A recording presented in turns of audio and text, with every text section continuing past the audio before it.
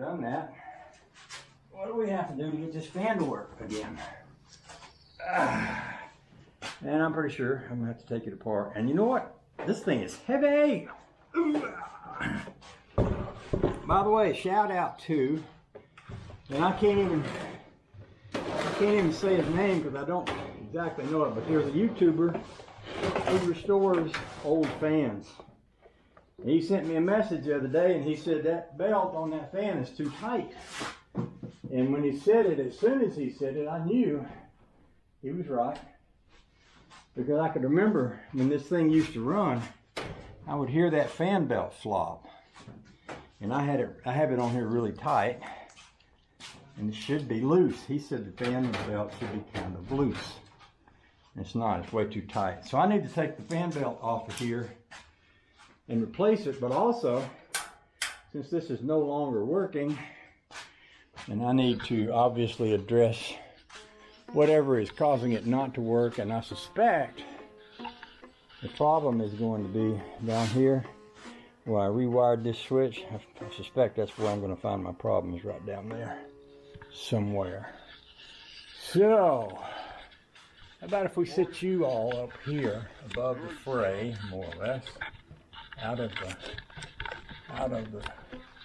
why is this thing standing all crooked ways like that, not all straight ways like I want it to? Why are y'all falling backwards on me? Get you looking down.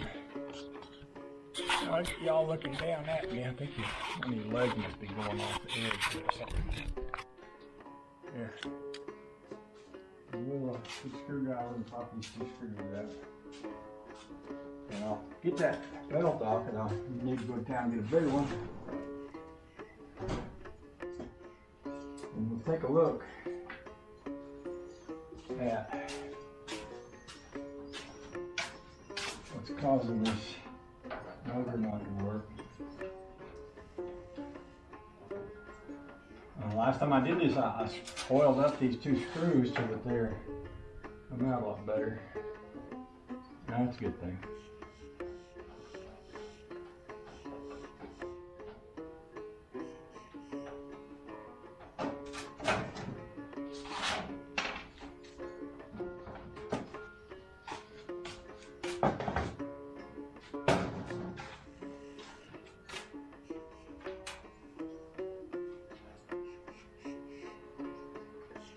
And I may just take the old belt, or actually the new belt that I bought into town, and ask them to give me one size bigger than that.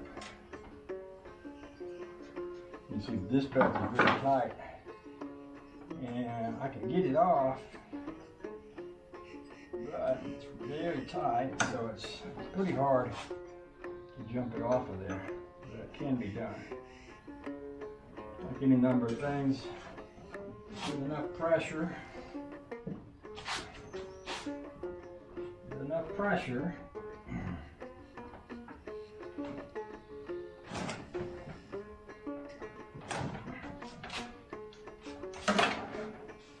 it can be done.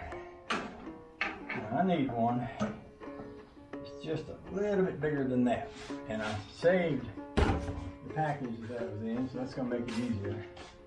Now, as far as what keeping this from working here, well, let me probably need my glasses to see.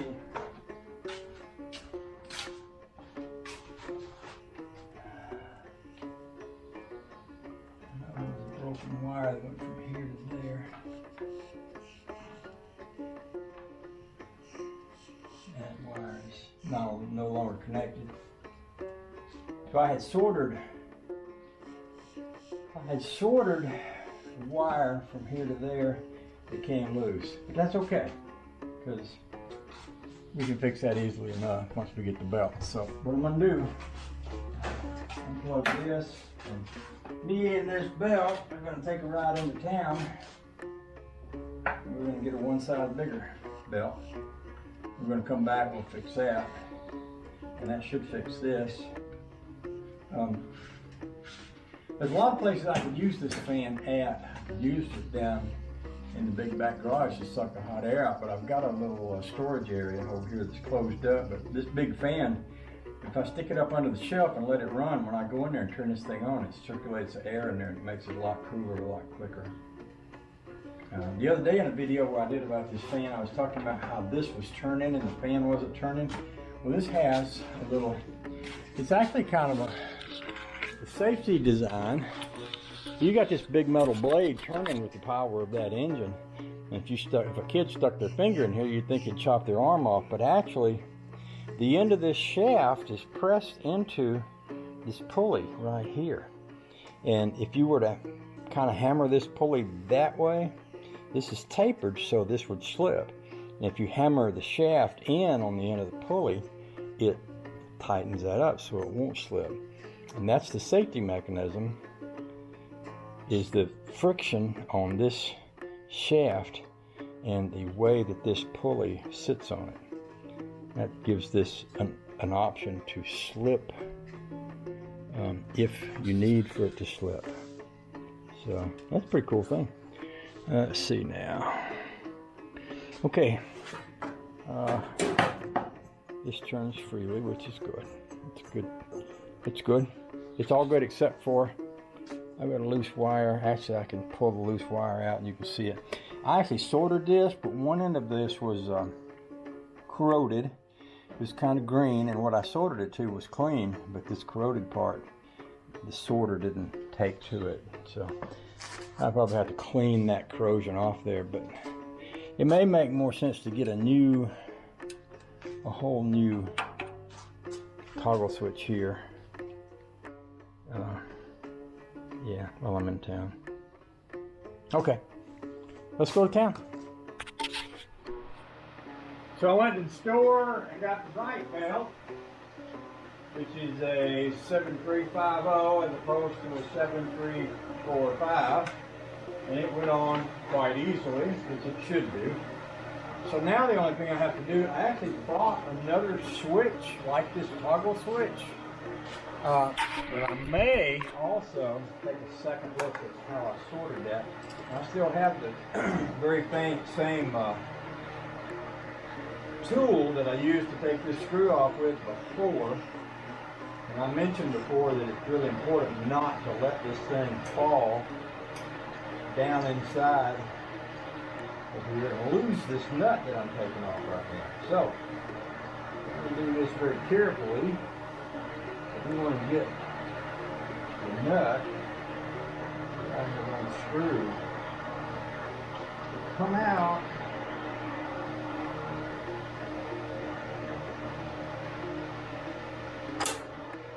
there and not fall down in the motor somewhere.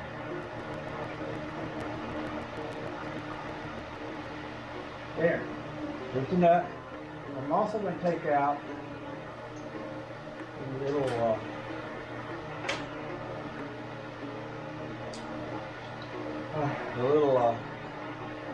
gizmo.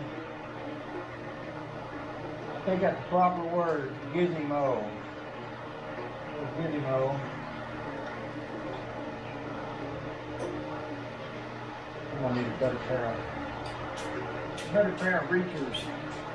Reach down in there.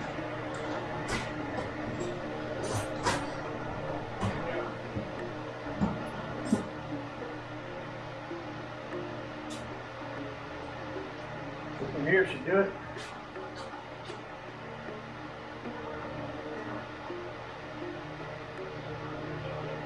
Now this is what was attached down in there, and it was attached to this wire. And I soldered it onto there, and actually what happened is the part I soldered is still there. That wire broke after I soldered it. Which may say something about the wire itself. Now this wire is so old that it's got that old, y'all ever seen any of that old cloth looking stuff they used to wind around the wires? Well, that's what this got on it. Now, the switch is still working, which is pretty impressive considering it's probably as old as I am. The new switch, I don't know if it's as good of a switch as the old switch. I've got one right here, got some new wire on it. It's got a long enough wire to reach down in there. It's going to be pretty tempting to just swap out that switch. So let's just see. That old switch that's actually, this is old switch is made out of brass, which is awesome. I'd love to save that and save it in this fan, actually, literally. Considering how old it is and how long it's worked.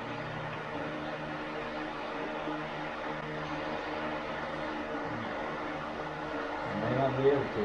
I don't think that's the original switch. It certainly is an old one, because I can see where there used to be a thing up under here, on and off. The thing that sits on and off, that's not there anymore. But, let's get this off and have a look at it. Old washer under there. Okay. Yeah, that's an old switch on it.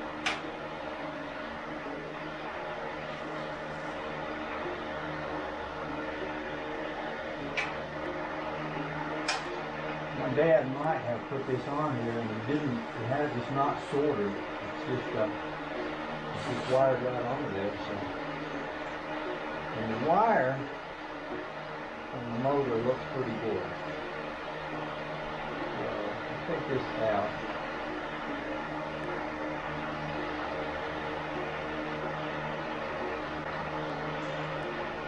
So this is the old switch. Let's say this is brass. This is pretty interesting.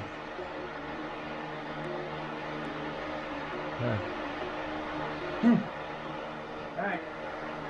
I'm just going to save this switch. I might use it somewhere else. But for now, I'll put that new one in here. It may not last forever, but I bet it'll outlast me. If Josh winds up keeping... Oh, this one has... See this little part that says on and off? Well, that's the part that was missing. There's actually an indentation in this fan where that, one of those plates would sit right there. So that tells me that it's been changed before, but when I put the new one on, it'll have one of those again. So I guess that could be a good thing.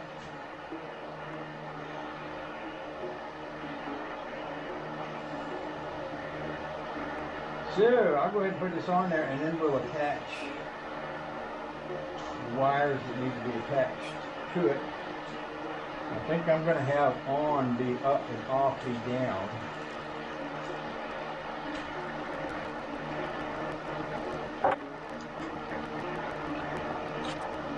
Alright, now I'm going to solder these two wires together. I guess I ought to get my soldering iron out and plug it in.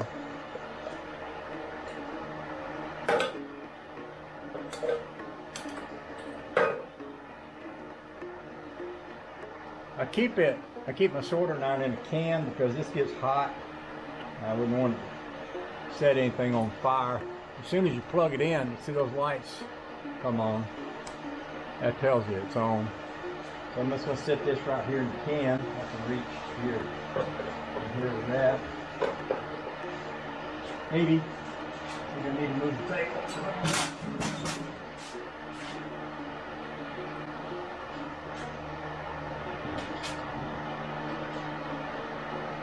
And that'll take a few moments to heat up, so while it's heating up, I'll go find me another one of these. And I can put this, well, I'll need that.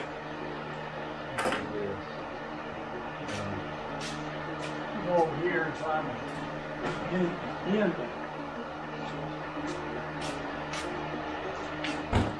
Go on that.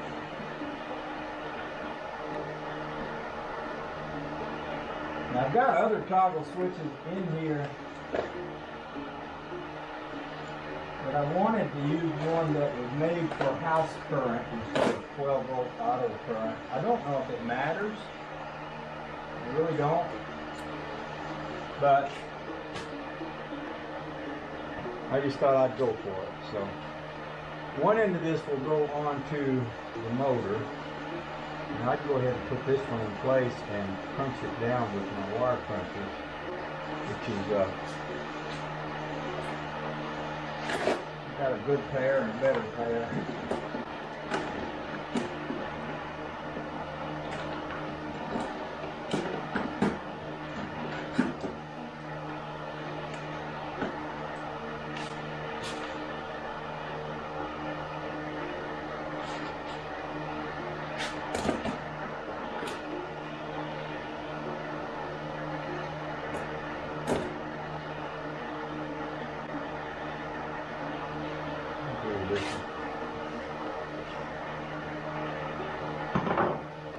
So this wire here goes into that.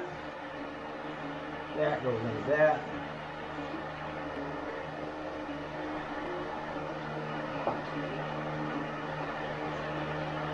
This is my yard sale pair, $1.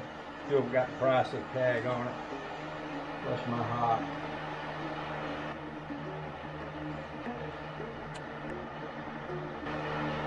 And that might be strong enough. I don't like might be's. I like to have it actually be strong enough. So I'm gonna let that.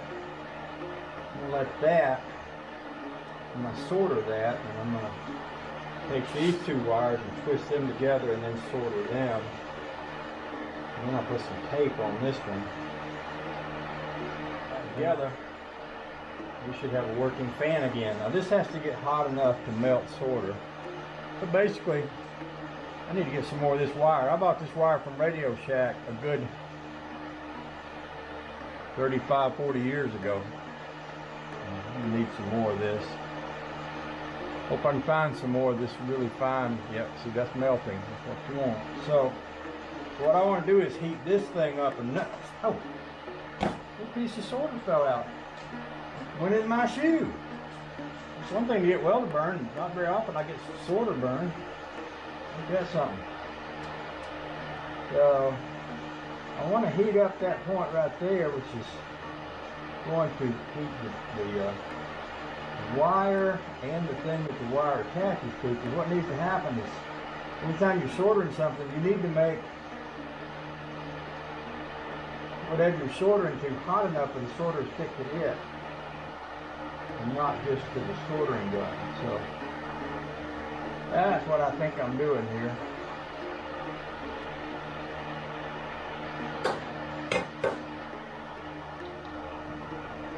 That looks good there. So I'm going to do the same thing with this piece of wire right here. In this case, I'll bring the soldering gun up underneath and I'll touch it to the wire on top. That way, when the soldering gun heats the wire, so that the, and by wire I mean the wire in the fan, so that gets hot enough for the soldering wire to melt to it. I don't know. That's how you get a good connection. You can tell when it's good, and that looks good. So I'm going to unplug this now. I don't need it anymore. And I'll repackage that a little bit and let that cool off. Put my wire up here. I'm going to wrap a little tape around that.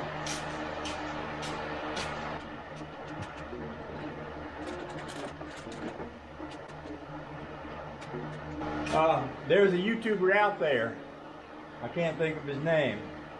I could go back and look on my last fan video, but he buys old fans and reworks them and puts them in a box, and I guess he resells them. But he'll fix them up good again. And he messaged me and told me my belt was too tight. But he's got his own channel. I wish I could call the name of it. I know that you'll see this, and I know that you'll comment on it. So make sure you do, because I want the other YouTubers to know you and who you are and that you're out there. And I apologize for not being able to pull your name out of my head, but you know, my head is like a big empty bucket, and if you throw something in there, it just rattles around, and I might know what's in there, but it's kind of like a big empty bucket full of a lot of other stuff, and sometimes what I got in there gets mixed up with some other stuff. But I know who you are, and I appreciate you, and I appreciate you making a comment for me the other day and telling me that I wasn't doing it just right, and I kind of knew I wasn't doing it just right, but when you told me, I went, yeah, he's right. I didn't do it right. I didn't do it just right. He's right. Yeah, he said it. He's right. So anyway, thank you for keeping me on the right road, I guess you could say. I appreciate it.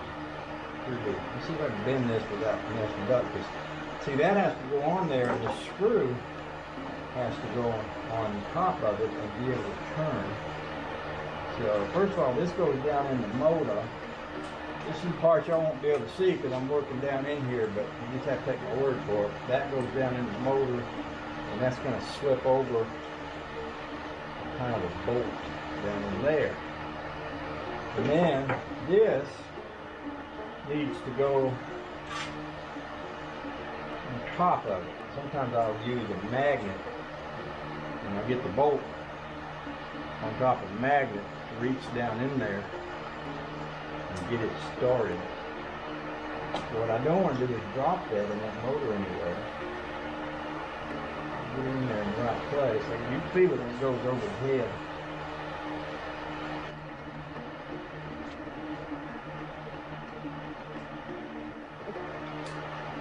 Get it started like that. And then once we get it started, we'll use this to drive it down on there. Good.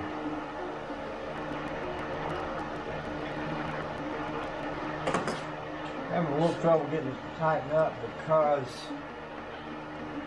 the wire isn't know well. I'm using a long needle nose to tighten it up a little.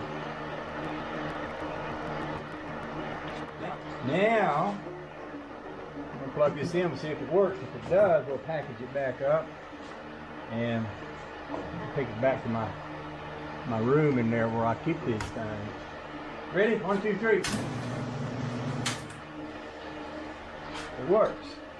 Electronically, that's fixed. Now, let's go back to this thing. Remember I said before that this was like a safety thing, and this thing will, the fan, this will keep the fan, it's not solid on there, and you'll notice when I cut it on, this will start running before the fan will.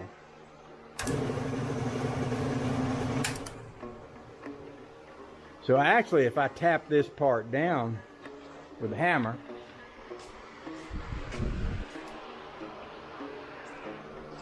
that'll sort of tighten that up a little bit.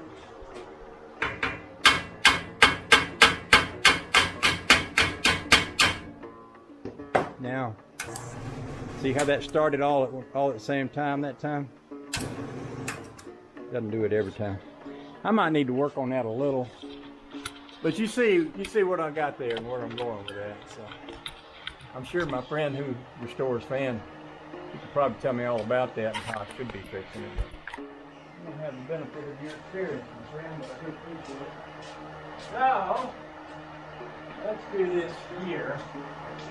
I'm not sure that banging on the do such a good idea, but let's put this on that and then bang on this. Ooh, that did good.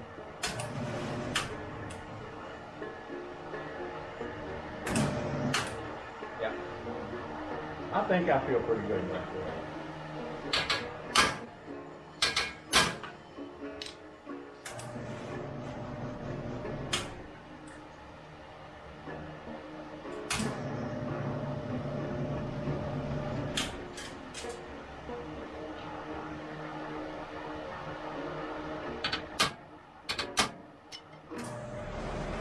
There you go, that's the way it's supposed to work.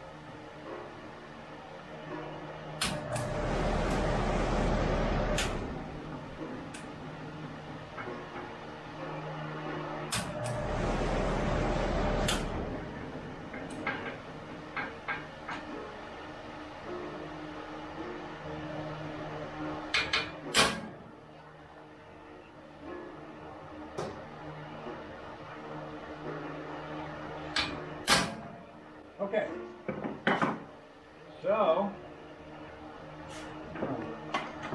clean up all my mess here.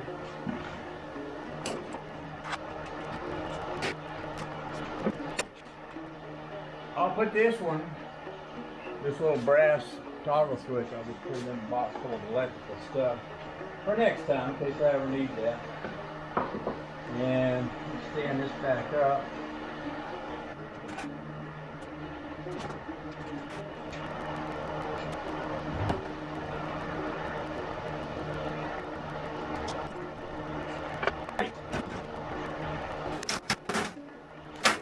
Okay, thanks for watching. Hope you all have a fine day. I appreciate every one of you. Yes, sir, Bob.